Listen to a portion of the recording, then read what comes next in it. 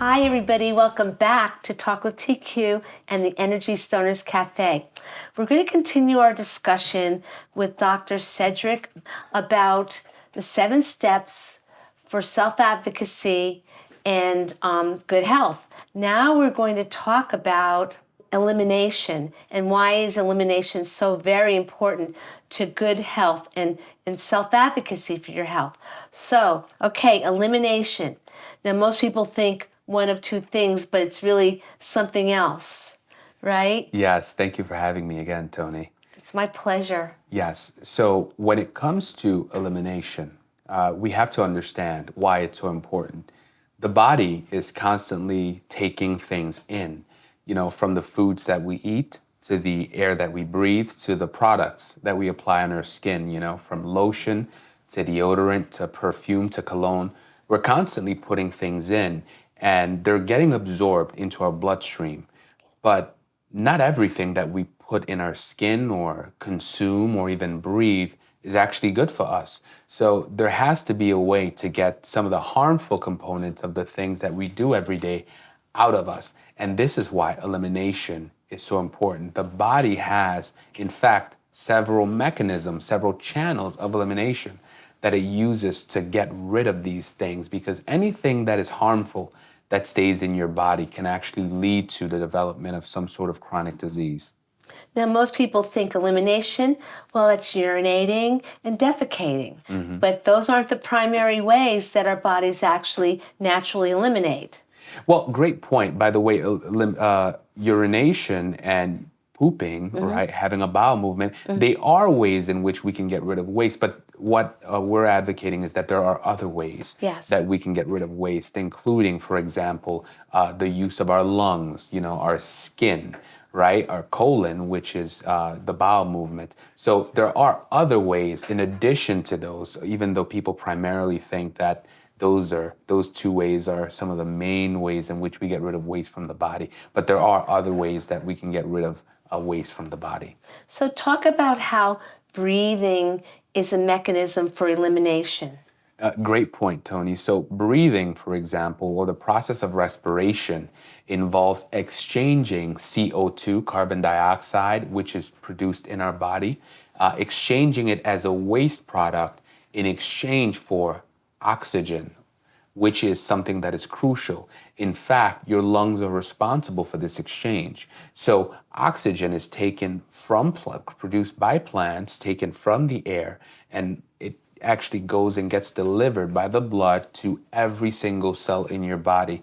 And in exchange, that same process, while the blood gives your cells oxygen, it actually takes carbon dioxide, which is produced as a waste product. It actually brings it back up into your lungs, which is breathed out. Again, you have this exchange. We take oxygen from plants. They give us oxygen. We give them carbon dioxide. So we have a very mutualistic relationship with nature, with plants. Now, what's important about this is, according to the World Health Organization, 4.2 million people die every year due to poor air quality or toxins or air pollutants.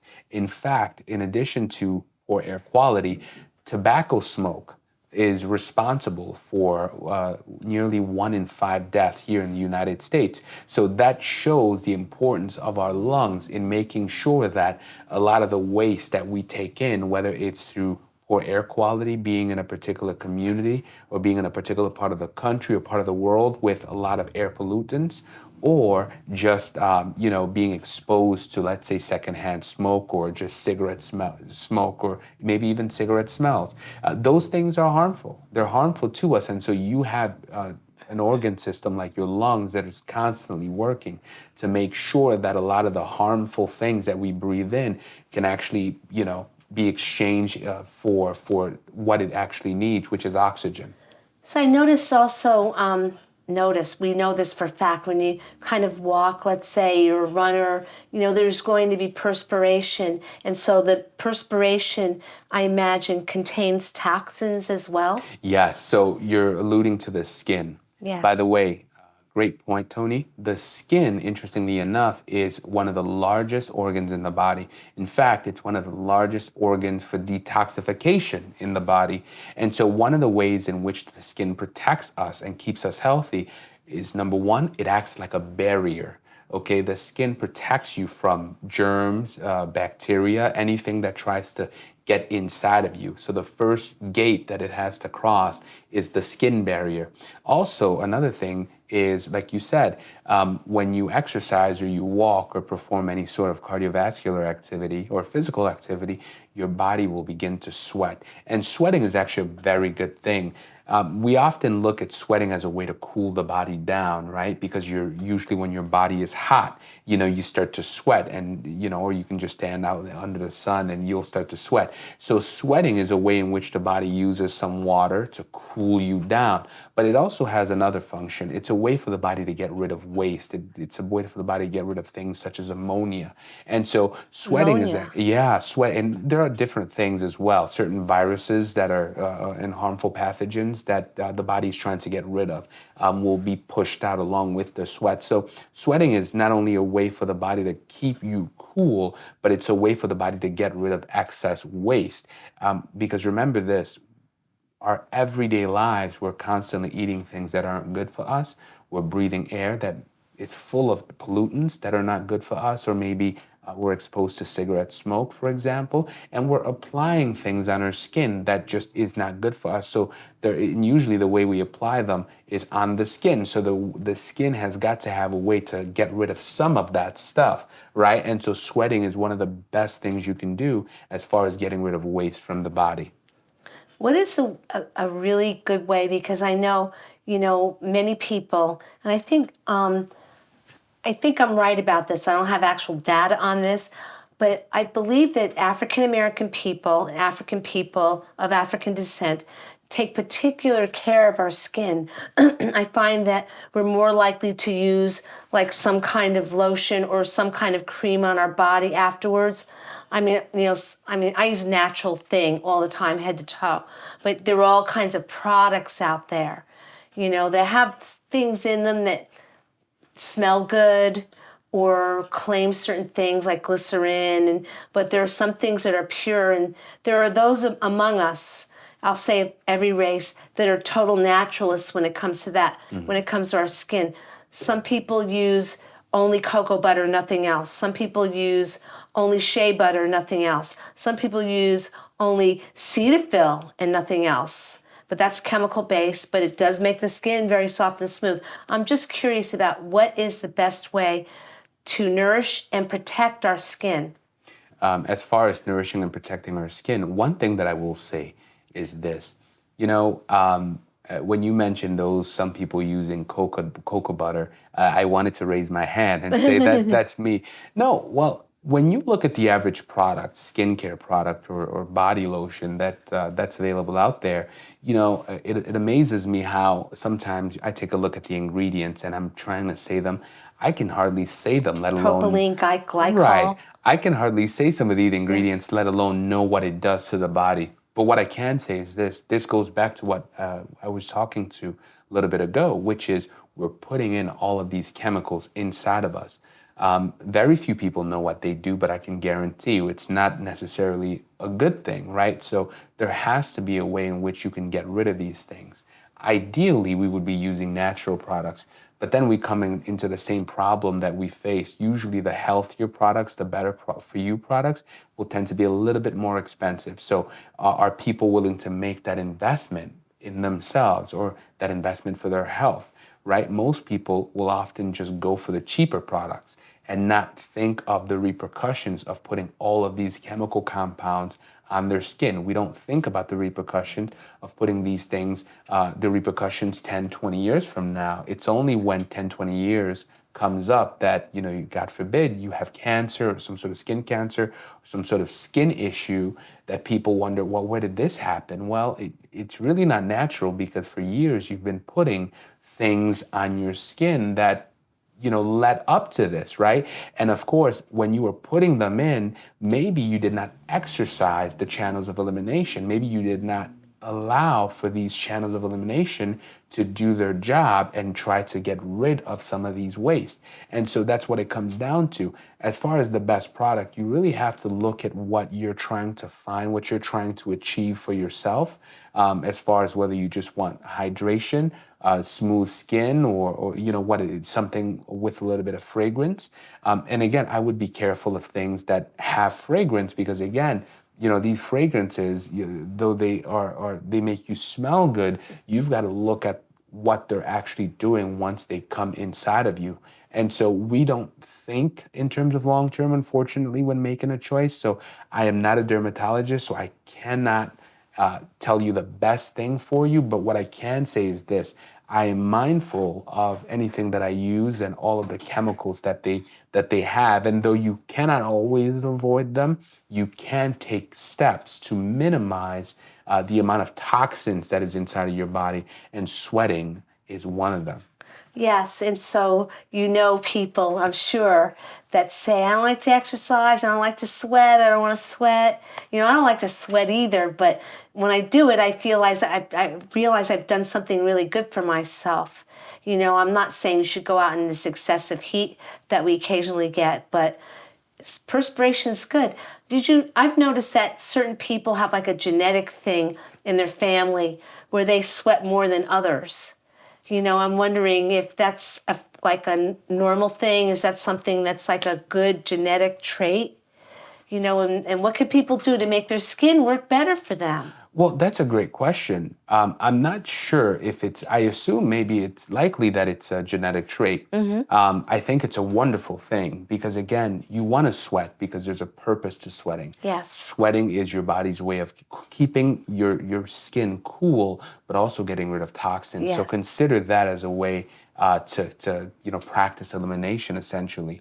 As far as taking care of your skin, I would say one of the advantages of sweating is that you're reducing, again, you're maintaining a certain pH on your skin when you sweat, so which is optimal for skin.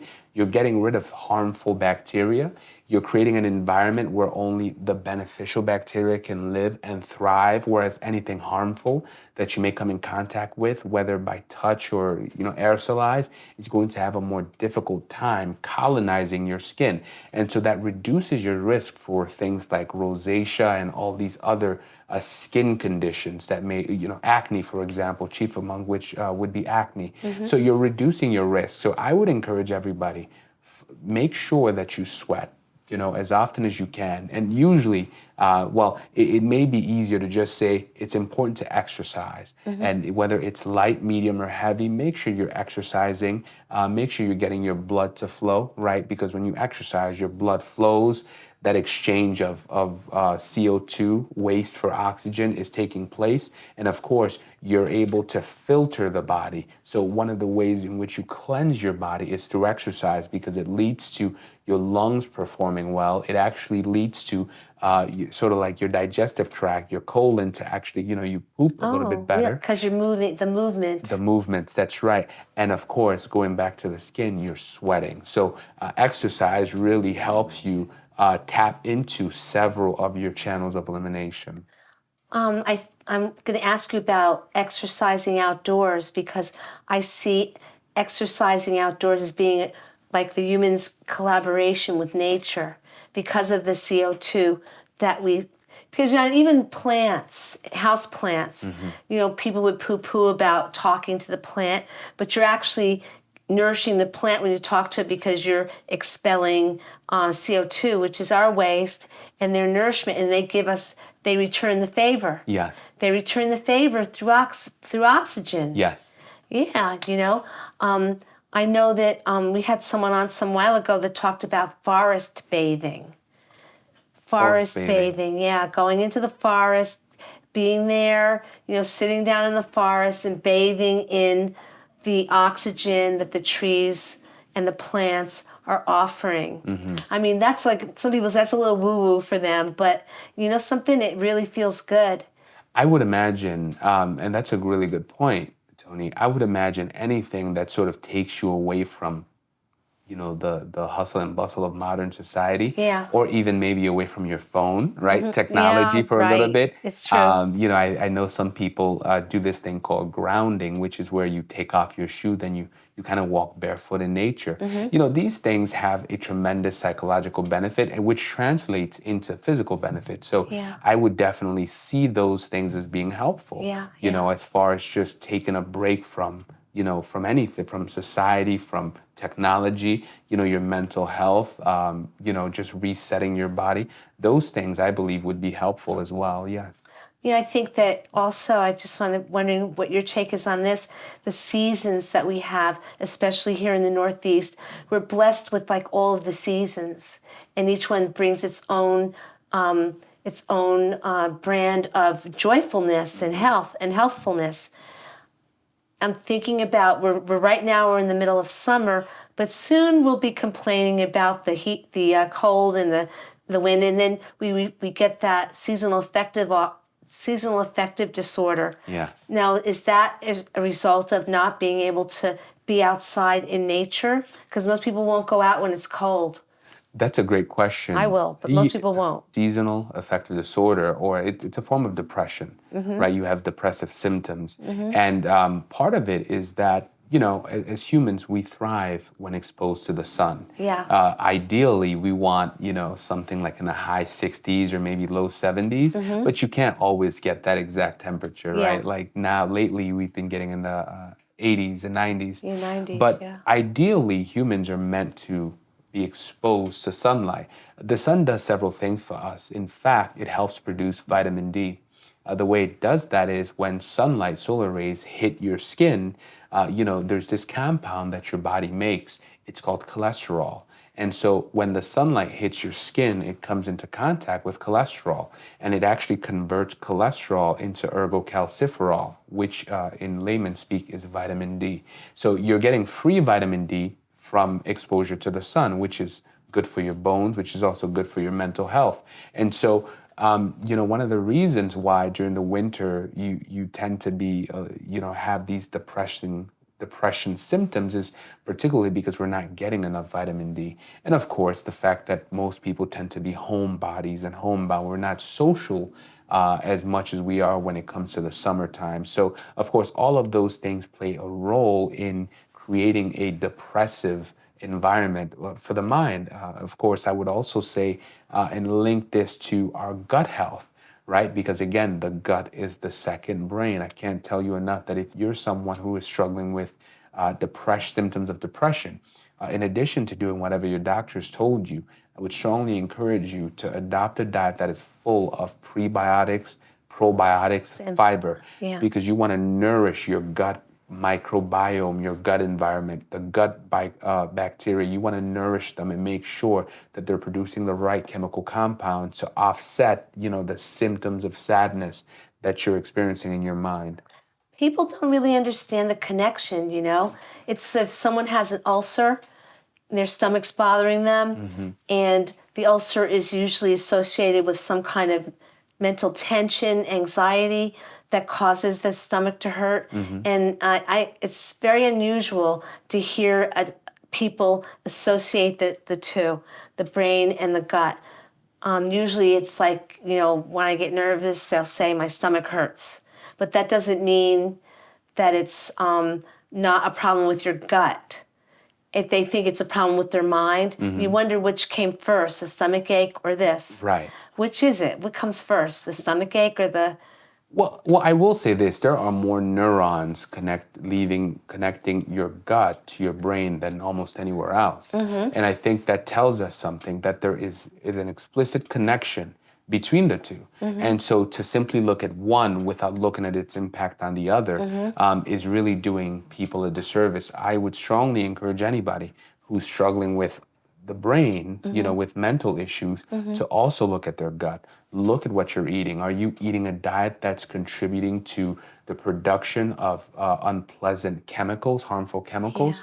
Yeah. If you're eating a diet that's maybe full of sugar, if you're eating a diet that's full of harmful compounds, right? If you're eating those things, of course, you're going to have the type of pathogen or the type of bacteria that produces harmful chemical compounds, right? And so it also ties into another step, which is how we eliminate, which is having a bowel movement, right? The colon.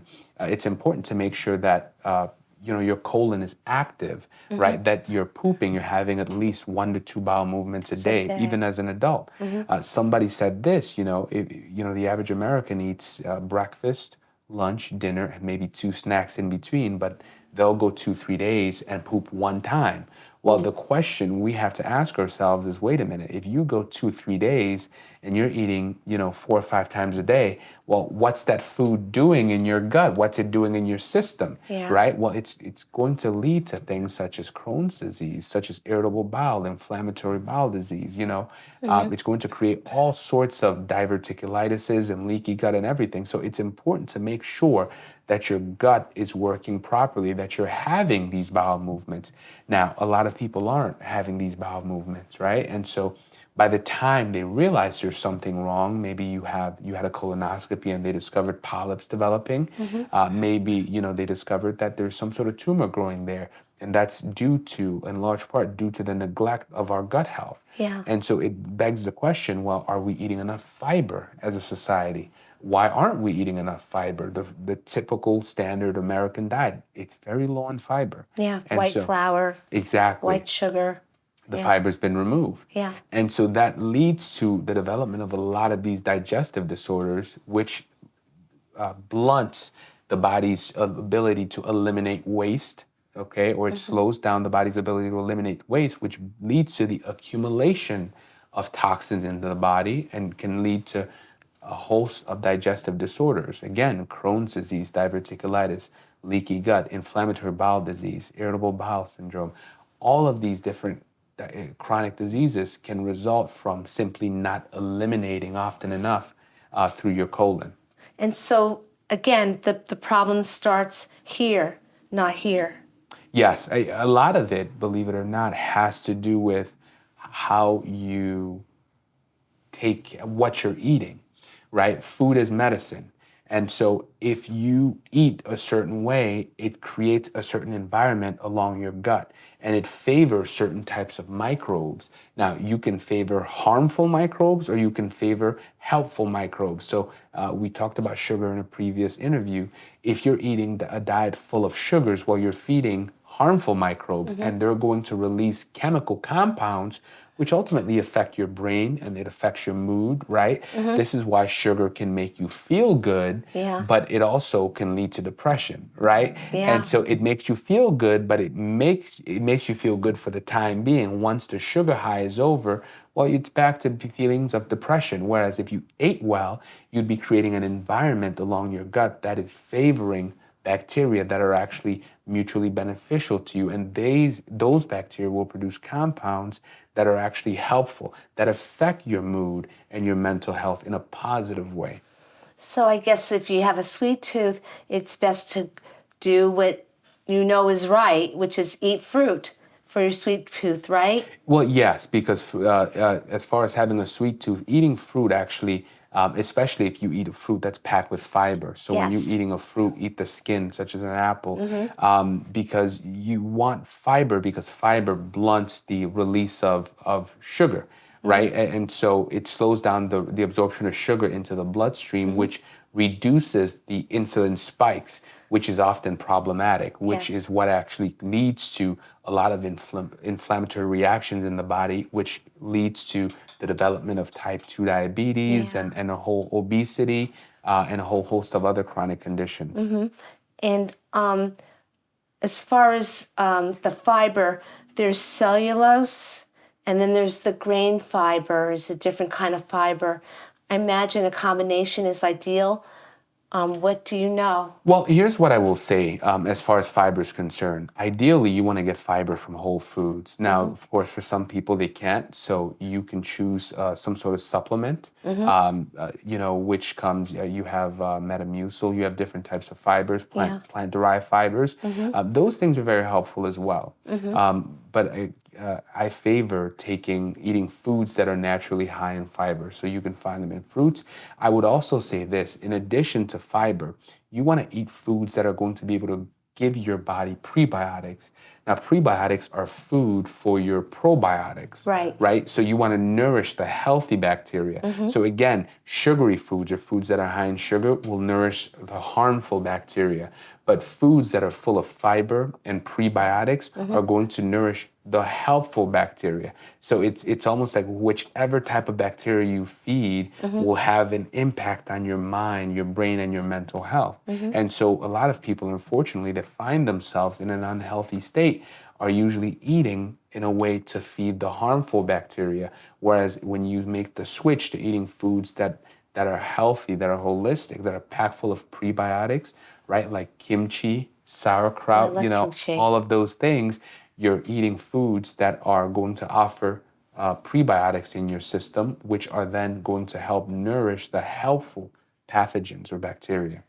I wish everybody could just, push a button and then we just all do the right thing for ourselves, Yeah. Well, that's what we're working on. We're working on it little by little. Yes. I think when people see I imagine the benefits of this lifestyle, it'll become something that they crave and lean towards, just like going outside for a walk. If you don't want to go to a gym, go outside, walk around the block, something, I agree. I Yeah. think that one of the biggest challenges we face is that a lot of people just don't know, right? Or they may have a lot of information, but they want something that is actionable. They want someone maybe to hold their hands to help them do what it is that they need to do. So I think one of the best things one of the benefits of doing what we're doing is the fact that we're giving people information. Hopefully, it's information that they can act upon, such as, for example, eating fermented foods, right? Yeah. You also have foods with fermented ingredients, such as kombucha.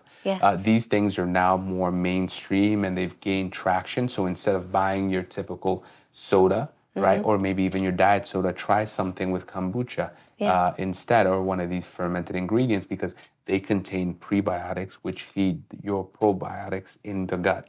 And I think once you start eating it, then your palate's going to want that. Of course, yeah. But I thank you so much for your insight.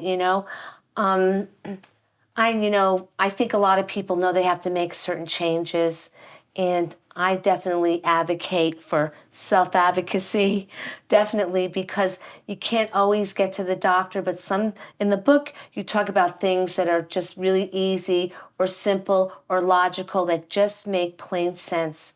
And just because it's healthy doesn't mean it tastes bad. No, you're absolutely right. Yeah, usually it means it tastes good and it's good for you. But thank you so much. I can't wait till we do the next steps. Thank you for having me, and thank you. I hope your audience has benefited from this. I hope so too. I hope so too. What's the best website where somebody could actually contact you or get information? Sure. You can find me online at drced.com. That's 5 letters, drced.com, where you can learn more about my book, Self-Care Advocate, 7 Steps to Prevent Chronic Disease. We actually have a course, an actionable course, which people can take. It's a 7 steps done over a period of 49 days. It comes with an app which tells you what to do, and then the course teaches you by video. So it's like having me in your pockets on your phone. So it's a wonderful program. Wow. Yeah, we also do personal coaching or group coaching online. We can be booked for that, and we have a YouTube channel, Instagram. So all of those things are available on my website. You can access me on those other platforms through the website, drced.com.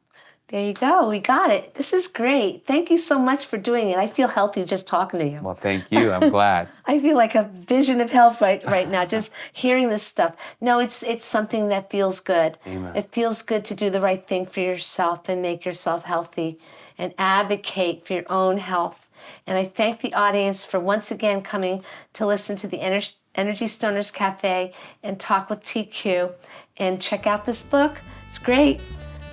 7 steps, just 7, and they're painless. But until next time, we're going to have Dr. Sed back on again. But until next time, be well and bye-bye.